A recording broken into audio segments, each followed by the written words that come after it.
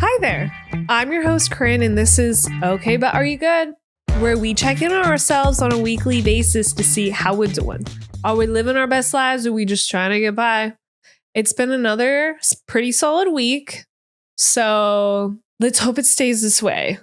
For me, I feel like it's always a constant up and down, so we never know what we're getting, but I'm feeling good. Sleep schedule's been a little bit better, so I'll take the W's where I can. I hope everyone else is having a great week, but let's get into it. So this week's episode kind of falls into last week's, and it's talking about guilt tripping. More specifically, what it's like when people in your life use guilt, intentionally or not, to control your time, your energy, your day-to-day, whatever it may be. And we're going to dive into that. This episode isn't about pointing the finger, blaming anyone. It's about being more aware of your surroundings and how to protect your mental, more or less, without feeling like you're the bad guy for saying no. So guilt tripping can look like a variety of things. It might not even be like this big dramatic argument or statement. It could be something so small as like, fine, I'll do it myself. Or don't worry, I got it. Or wow, you just don't seem to have the time for me anymore.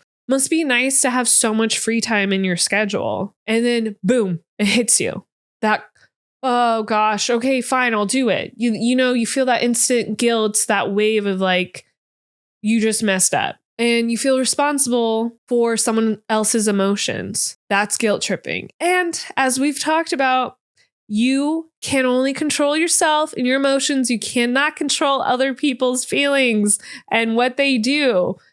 And this is like an example of that, of like letting people kind of control you, even though you're in control of yourself. I know that was a mouthful, but in my brain, it makes sense. And this may be a constant thing in your life because it works for people that are empathetic, that care about others, that want to be the go-to person, me. And it's because we don't want to disappoint people. You're trying to avoid conflict, or you just don't want to hurt anyone. You don't want to disappoint anyone. So you're constantly going out of your way. You're constantly showing up and doing things you rather not be doing. And you're holding on to other people's emotional baggage that isn't yours to carry. I 100% did this back in the day in high school, trying to help everyone out, feeling their burdens. I mean, you're like, oh, it's high school, but trust me, there was a lot going on back in the day. That was so long ago now. But this is a toll that adds up. This burden, this guilt, this like obligation to constantly be showing up and worrying about being guilted into doing things and hearing about it nonstop forever. So you just tend to give in because it's just easier. It's more convenient in a way to just do what someone's asking you to do. Running this errand, coming to this event, spending time with them. Like there's a variety of ways. Mine is always having to spend time in running an errand or helping out with something.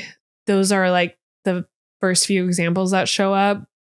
And when you're constantly guilt tripped, you're going to start feeling resentment, anger, drained, emotionally responsible for like everyone else, even though that is not your responsibility. And I think like over 10 years ago, that's when like the guilt tripping for me was extreme, which is why I think I was such an angry kid.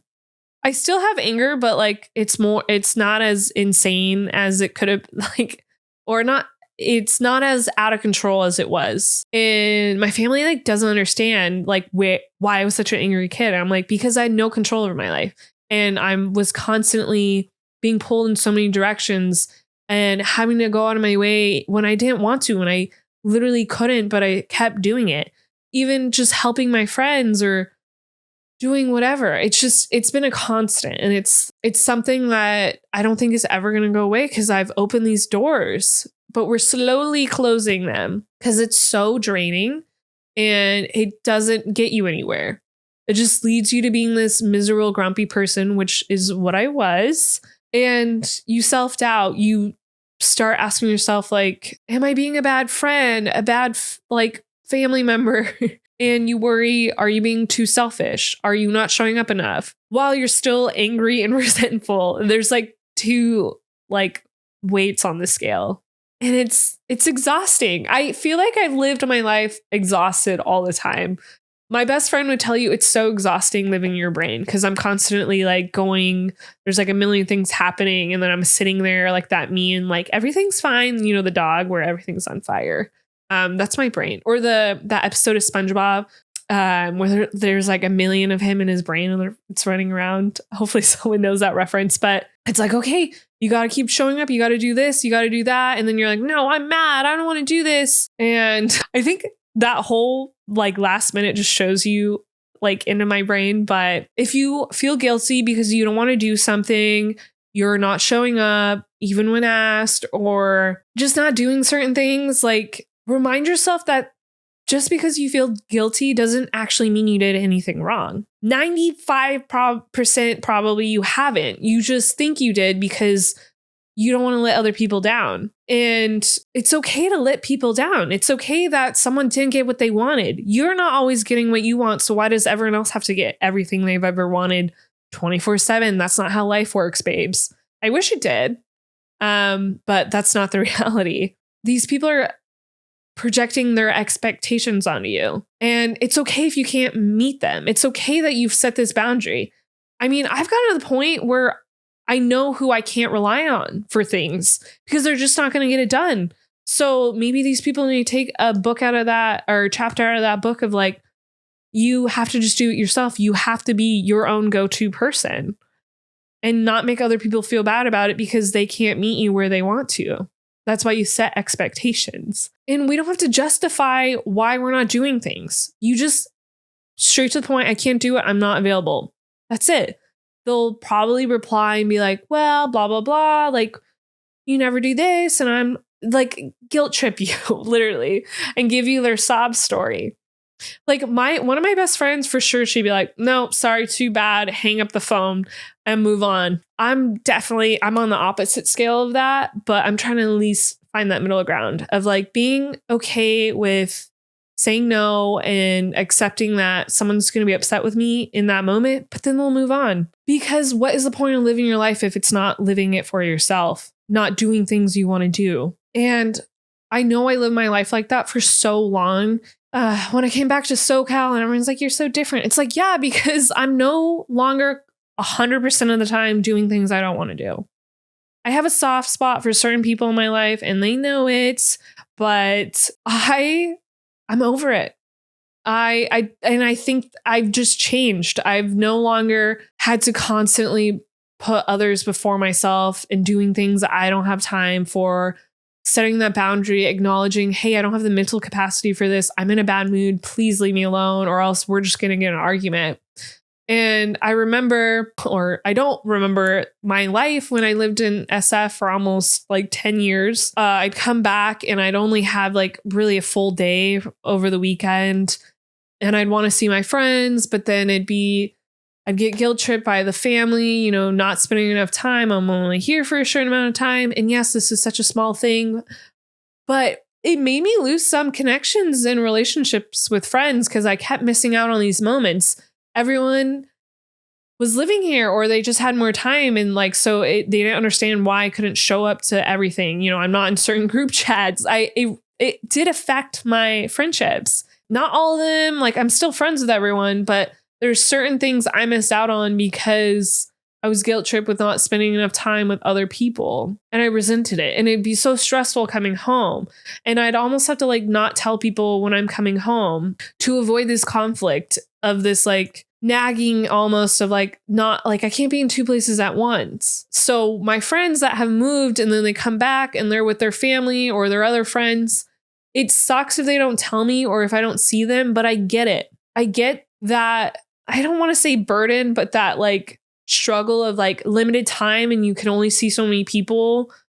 So it's like, I just let them do them because what's the point in guilt tripping? It's just going to hurt our relationship. So, and it sucks. I really do wish I could do everything always, but I can't. And I do have a hard time setting a boundary with certain people. And I just feed into the guilt because it's just easier because then I'm not nagged and I don't have to hear the same story. And it's like, oh, I have no one to help me. I have no one to do this and that. So I just give in. And I think with these certain with these certain people in my life, it's just kind of always going to be with that, like that. Like, no matter how insistent I am that like, I can't help out with this, I can't show up. They just like, they don't care. They're like, she's going to cave in. Like, I know it. And then I do.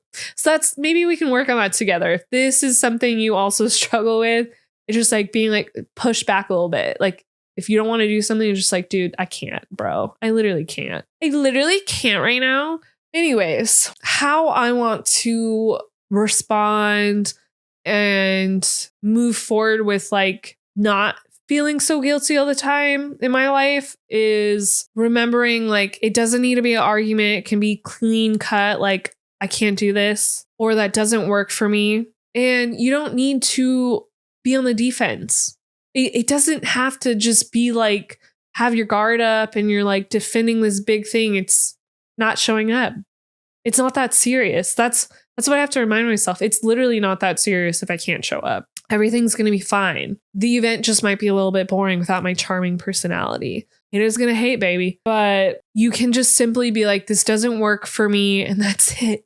You don't have to go so hard and defensive because that's where like this situation just escalates and it gets worse. And something I still probably have a hard time with is not over explaining. It's just setting a boundary with no, like you don't need other people's permission. The people who respect you and understand you will adjust and they'll figure it out. As I've always said and will always say, people figure things out just like how you do, how I do. It's not the end of the world. I'm not saving the world. I wish I could, but I'm not.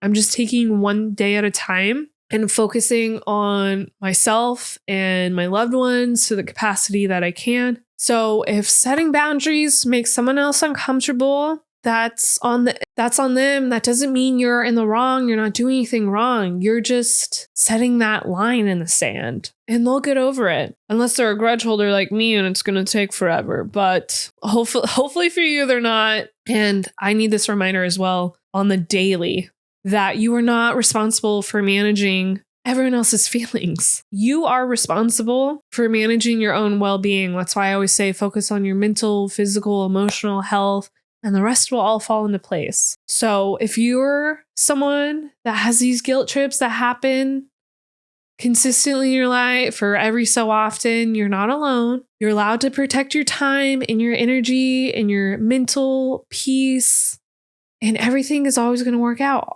Because it always does all the time. You are exactly where you need to be right now. So make sure you check in with yourself and ask, okay, but are you good? Thank you so much for listening in. Make sure to like and subscribe, and I'll see you all next week.